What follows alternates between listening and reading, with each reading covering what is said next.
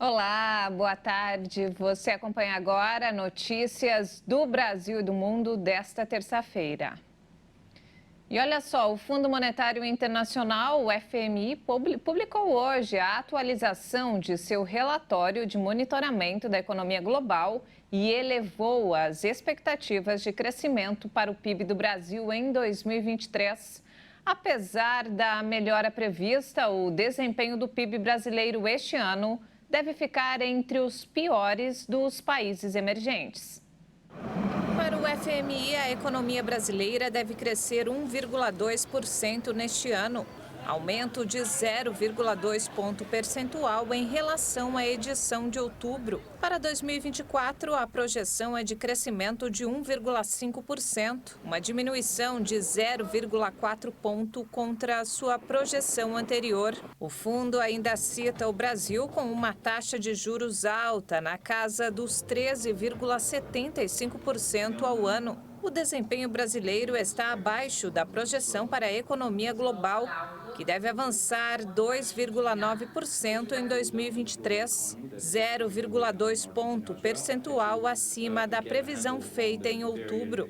Para 2024, a expectativa é que o PIB mundial cresça 3,1%. 0,1 ponto a menos que o esperado pelo relatório anterior. O órgão também revisou a estimativa de avanço da economia global em 2022 para 3,4%, após ter indicado alta de 3,2% no relatório de outubro. Já o Brasil registrou crescimento estimado em 3,1% no ano, 0,3 ponto percentual acima da última projeção. Segundo o FMI, apesar da menor inflação global este ano, em 2024 a média anual projetada e o núcleo da inflação ainda estarão acima dos níveis pré-pandemia em mais de 80% dos países.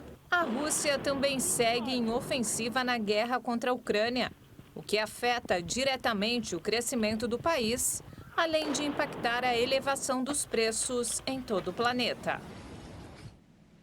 E os medicamentos vendidos nas farmácias brasileiras caminham para sofrer 2 reajustes em 2023. Além do aumento anual autorizado pelo governo a ser aplicado a partir de 1º de abril, as novas alíquotas de ICMS também devem entrar em vigor a partir de fevereiro. A nossa repórter Bruna de Jaimo tem mais informações. Além da alteração na base de cálculo do imposto em São Paulo, outros 12 estados aumentaram as alíquotas dos medicamentos entre 19% e 22%. As associações da indústria e dos laboratórios já se mobilizaram e mandaram ofícios para os estados para tentar reverter ou suspender essas medidas. No caso de São Paulo, uma portaria publicada no último dia do ano passado fixou a base de cálculo para a cobrança do ICMS dos remédios com uma nova lista de preço médio ponderado ao consumidor final. Segundo o setor, o estado superestimou valores de insumos e medicamentos para a base de cálculo do tributo estadual, que deve levar os aumentos. O grupo Farma Brasil, a entidade sem fins lucrativos, pediu o adiamento da entrada em vigor da portaria para que distorções sejam esclarecidas e solucionadas. Segundo a entidade, a nova lista coloca o preço máximo para alguns medicamentos, chegando até 100% do preço máximo autorizado pela Câmara de Regulação do Mercado de Medicamentos. A Associação Brasileira das Indústrias de Medicamentos Genéricos e Biosimilares pediu a suspensão da portaria e vai se reunir com representantes da Secretaria da Fazenda e Planejamento de São Paulo para tratar as questões. Em abril também é esperado aí um reajuste em cerca de 10 mil medicamentos. De São Paulo, Bruna de Jaimo. E atenção, micro e pequenos empreendedores. Termina hoje o prazo para aderir ao Simples Nacional. Ele também termina para os donos de pequenos negócios que precisam quitar dívidas para evitar a exclusão do programa. Os microempreendedores individuais devem se apressar para pedir a inclusão ou reinclusão no Simples Nacional, o regime especial de tributação para os negócios de pequeno porte. O prazo termina hoje e, diferentemente dos últimos anos, não está prevista a prorrogação para a regularização de pendências. Com isso, o proprietário de um pequeno negócio precisa quitar ou renegociar as dívidas para não ser excluído do programa. Até a última sexta-feira, mais de 348 mil micro e pequenas empresas haviam pedido a adesão ao Simples Nacional. Desse total, 97.572 foram aprovadas. 233 mil dependiam da regularização de pendências com um ou mais entes federados da União, estados ou municípios. E cerca de 17 mil solicitações já foram canceladas pelo contribuinte. Tradicionalmente, quem não pagou os débitos até 30 dias depois da notificação é retirado automaticamente do Simples Nacional no dia 1º de janeiro de cada ano. Mas as empresas excluídas têm até o dia 31 de janeiro para pedir o regresso ao Simples Nacional, desde que resolvam as pendências de cadastro de débitos em atraso.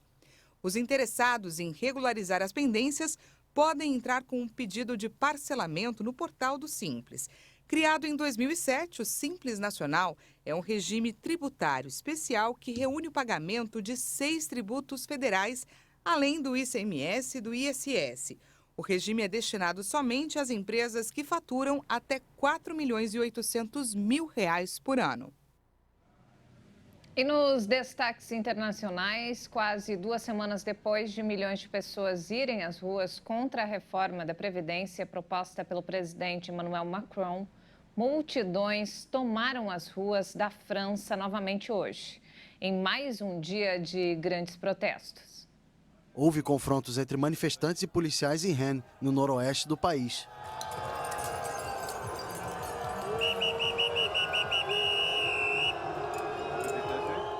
A nova jornada de protestos pode aumentar a tensão na Assembleia Nacional, cuja comissão de revisão iniciou na véspera as discussões sobre a reforma.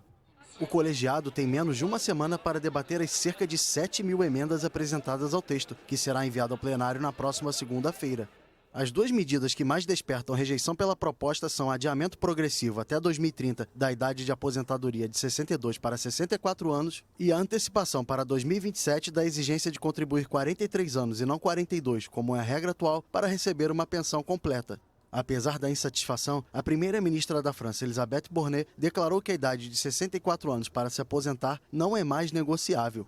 De acordo com as pesquisas, a rejeição à reforma está atualmente em torno de 70%. Além disso, um levantamento feito pela empresa Odoxa mostra que 2 em cada 3 franceses consideram Macron um presidente ruim e Elisabeth Borne uma péssima primeira-ministra. Apesar da insatisfação de grande parte da população, o Fundo Monetário Internacional expressou apoio à reforma e disse que ela ajudaria a reduzir a dívida pública francesa, que atualmente supera 110% do PIB. O secretário de Estado americano, Antony Blinken, se encontrou hoje com o presidente da Autoridade Palestina, Mahmoud Abbas, e lamentou as mortes de civis palestinos inocentes. A reunião ocorreu em Ramallah, na Cisjordânia, e foi a última etapa da viagem de Blinken ao Oriente Médio. O chefe da diplomacia americana já havia se encontrado na segunda-feira com o primeiro-ministro israelense Benjamin Netanyahu, a quem pediu uma desescalada das tensões na região. Quero começar expressando condolências e pesar pelos civis palestinos inocentes que foram mortos durante a escalada de violência no último ano. Em Gaza, palestinos protestaram contra a visita do secretário de Estado americano ao Oriente Médio. Os manifestantes exibiram bandeiras da Palestina e queimaram cartazes com a foto de Blinken. Em meio a uma escalada das tensões, o conflito entre Israel e Palestina já deixou mais de 40 mortos em 2023, dos quais ao menos 35 são palestinos.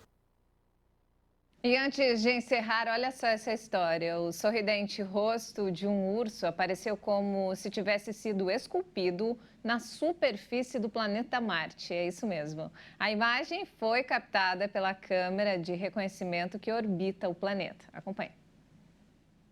De acordo com os pesquisadores, uma coluna com uma estrutura que desabou em forma de V, 2 crateras e uma fratura em forma de círculo fazem lembrar o focinho, os olhos e a cabeça, respectivamente.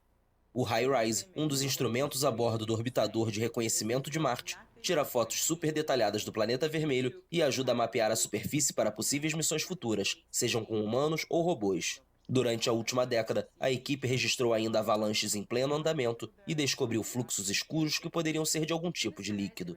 Também foram encontrados redemoinhos se movendo pela superfície do planeta, bem como uma marca que para muitos parecia o logotipo da frota estelar de Star Trek.